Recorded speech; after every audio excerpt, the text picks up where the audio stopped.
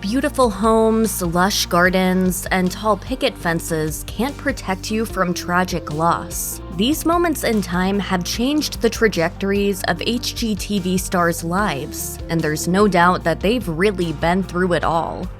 Christina Hall has been on the HGTV scene since 2013 and has battled it all, both on and off the screen. From difficult remodels to her bitter custody battle with her ex-husband Ant Anstead, Hall's life in the limelight has been a struggle. However, nothing has come close to the heartbreak she felt at the end of one particular job. On February 9, 2023, Christina in the Country dedicated an episode to Dr. Jessica Waldron, the sister-in-law of Hall's childhood best friend, Cassie Shenley. In 2021, Waldron was diagnosed with ALS, which, according to the ALS Association, is a progressive neurodegenerative disease that affects nerve cells in the brain and spinal cord. Hall wrote on Instagram that Waldron's disease spread quickly. By mid-2022, she lost mobility of her legs, had to use a wheelchair, and began to lose feeling in her hands. So Hall and the HGTV team decided to work together to remodel Jessica's home in the hopes of making it more accessible for her.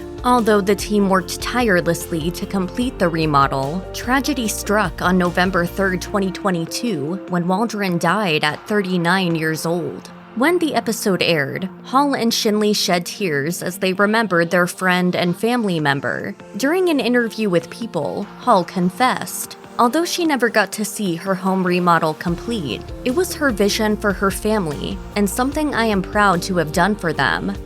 In January 2022, home improvement fans were given a brand new HGTV host to obsess over in the form of Joe Mazza. Home Inspector Joe helps families find and renovate their new homes, and Mazza makes no secret of the fact that he's a stickler for safety with a keen sense of smell. Amazingly, this heightened sense of smell is the result of a tragic health scare he experienced at just 23 years old. Mazza wrote on Instagram that he lost his eyesight due to an unforeseen condition that affected both eyes. He was diagnosed with keratoconus, which the Mayo Clinic describes as an eye condition in which your cornea, the clear dome-shaped front of your eye, gets thinner and gradually bulges outward into a cone shape. During this period of blindness, Joe's senses were heightened, which helped him immensely during his career as a home inspector. He told Realtor, "When I lost my eyesight, my sense of smell really got strong. And it works in my business because all I do is smell around a house, and it allows me to find issues in the home. It's pretty wild. I can walk into a house and be like, all right, we have a mold condition here." Smell water damage. I smell it. You want to smell it? It looks wet. Oh my God, this is wet. He confirmed in an Instagram post that he later had a cornea transplant to rectify the issue and restore his eyesight.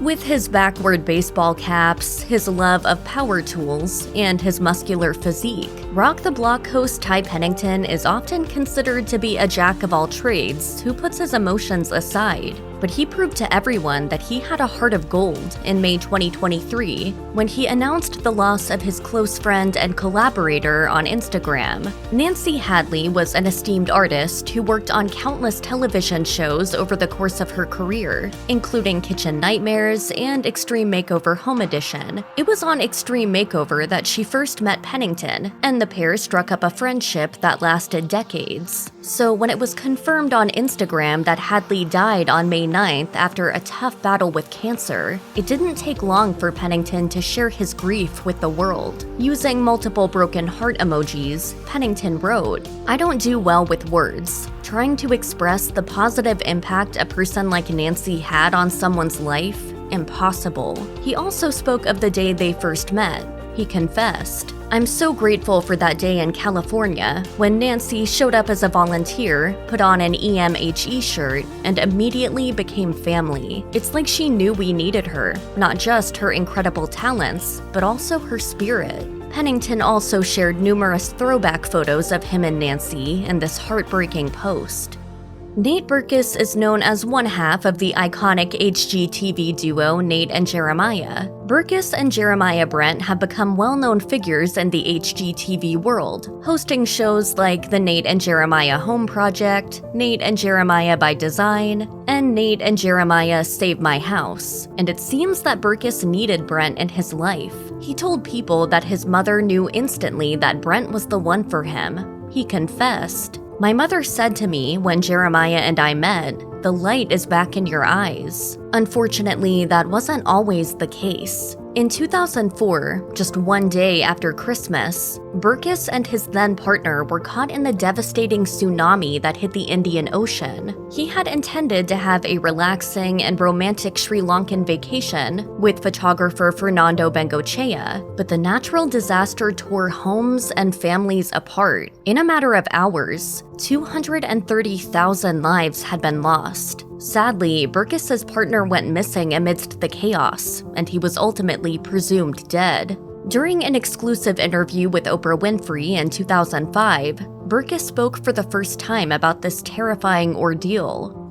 I believe that I survived the tsunami so that I would be able to understand how Fernando died. And in an essay he penned for People a few months later, Berkus wrote that when he returned home, he would spend his days completely incapacitated. Thankfully, he was eventually able to accept his new normal. Many HGTV stars are known for being the hosts of their own shows, but Carmeon Hamilton got her start when she won one. After coming first in Design Star Next Gen, the interior designer was given the chance to star in her very own show. She brought Reno My Rental to our screens in 2021, and she's since been greenlit to star in Turn Your House Around, a brand new show due to drop in 2024. This new project has probably come as a welcome relief for Hamilton, who went through a traumatic ordeal a few years ago. On August 29, 2021, Hamilton confirmed on Instagram that her husband had died in a motorcycle incident. She wrote, "I was alerted by MPD late last night that Marcus succumbed to his injuries after being hit by an intoxicated driver while on his motorcycle yesterday afternoon." She also spoke about her deep sense of loss in this heart-wrenching post. She confessed, "I'm now missing a major part of myself, and that void seems to grow more and more every second." Just 3 months before Marcus died, Hamilton had posted a gushing tribute to her husband. In this, she confirmed that the couple were gearing up to celebrate their 10th wedding anniversary. In fact, they had even been planning to renew their vows. As Hamilton had written, "I can't wait to marry him all over again in a couple months."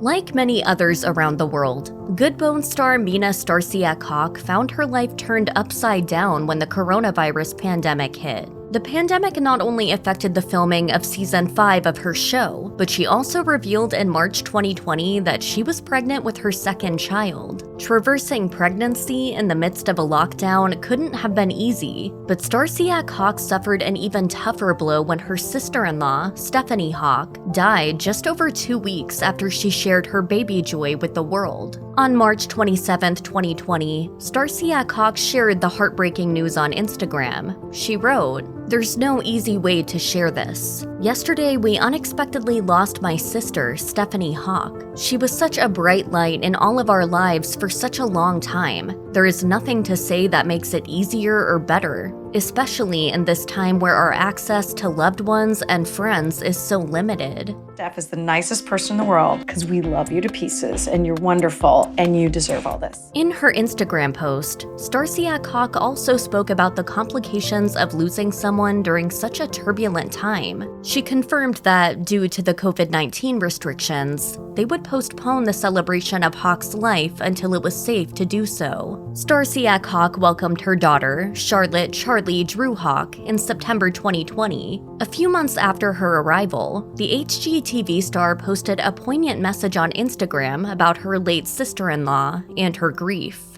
Keith Bynum and Evan Thomas are the duo that a show like Bargain Block needs. With an impressive fan base behind him, it should come as no surprise to learn that Bynum's followers were worried when his mom died in June 2022. After all, the HGTV star had revealed on Instagram just 1 month before her death that they had finally started to reconnect after years apart. During a video released by HGTV during Pride Month in 2021, Bynum spoke for the first time about the struggles he faced with his family as a gay man. It did not go well when I came out, so they have essentially disowned me. Bynum did not let that stop him, though. It got to a point now where I realize it's their loss, and it's not gonna hold me back from having a fabulous life and being who I am. However, it was clear during the latter stages of his mom's life that they were working on rebuilding their relationship. In August 2022, Bynum hinted at his feelings of grief when he posted a photo of his most recent painting on his art-based Instagram page. Alongside this picture, he wrote, "Facing the storm. The day I found out my mama had brain cancer, I just couldn't do anything that day but paint. This was the painting."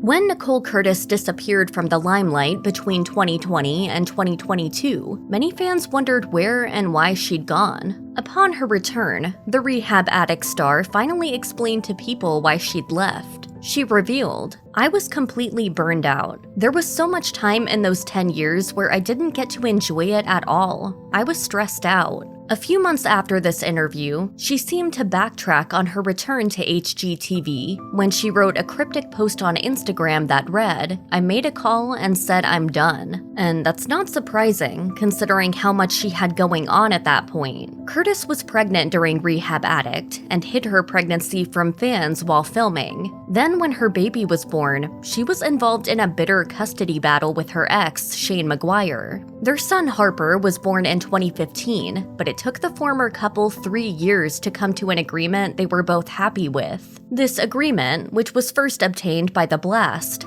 outlined their physical and legal rights over their son, as well as more specific rules that revolved around their son's use of medication and their own use of words when describing each other in front of Harper. But according to new court documents obtained by Heavy, Nicole is currently fighting changes to the custody agreement proposed by her ex. Chip and Joanna Gaines' beautiful Waco home has been the envy of many people, and the fixer-upper couple hasn't been shy about showing off the many aspects of their house on social media, especially when it comes to their outside space. Joanna regularly posts photos of their flourishing garden and their many animals, including their chickens and goats. Unfortunately, the Gaines' lives were turned upside down in June 2016, when their property was the target of a horrific attack. Between the middle of the night and the early hours of the morning, 2 of the goats on their property were fatally shot by trespassers. The goats were later found by employees, who immediately alerted Chip, Joanna, and the authorities. As news of the terrible crime made its way into the press, the Magnolia Homes PR director released a statement on behalf of Chip and Joanna to Country Living. It read, "We're saddened and shocked by this senseless crime, and at the same time, so grateful for the outreach and support from our community." Waco, Texas Police Department Sergeant Patrick Swanton also revealed his sadness over the loss. He told People, "These animals were in a small, confined area. They couldn't get away from whoever did this. Somebody like that doesn't need to be out on the streets. We're going to do what we can to put them behind bars."